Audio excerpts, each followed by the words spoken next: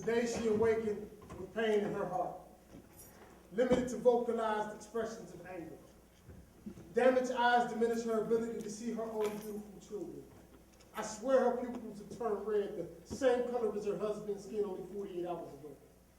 She meticulously studies the place where he used to lay and gently caresses his fading essence on unwashed white sheets, while unwillingly recalls feeling the metal shards lodged into his skin, open craters that display burned flesh and organs. He was still alive even after his chest was open to reveal his most appreciated treasure, his heart, the life percussion that so many had danced to.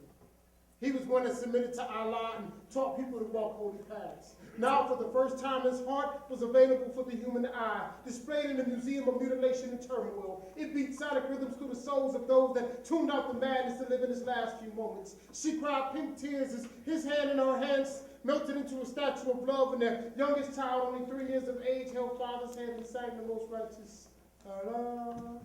The two others joined him. And slowly the sounds of chaos crept in. The family car crackling in flames. Radios and sirens sounding audio panic.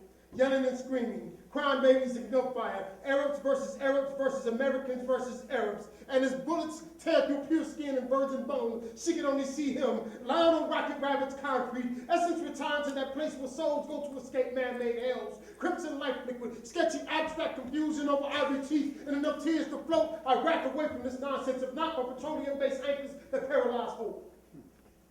This is realer than most can imagine. It's what happens when phallic missiles violate the womb of a village.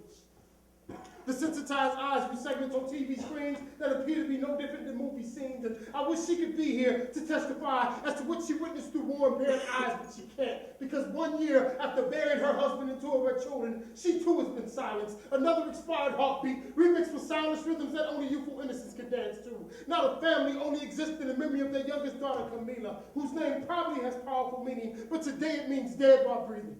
She's a victim of men with God complexes that molest cultures until they're assimilated into alternate lifestyles. Thanks to them, she has to learn to write with a new hand. Her shoulder shakes the words from her mind down her arm and onto paper. She composes a painful love letter to her family, and although it's hard to read, never have I seen life through such beautiful eyes. At that moment, the Arabic language becomes universal. In fact, hurt becomes the perfect translator, able to speak to souls that walk divine paths. Reaching into beating muscles to uninstall emotional governance. Recalibrating minds to create the desire to protect the beauty of innocence. She is Camila, and I know her name probably has beautiful meaning. But today it means a reason for tears, a reason for love.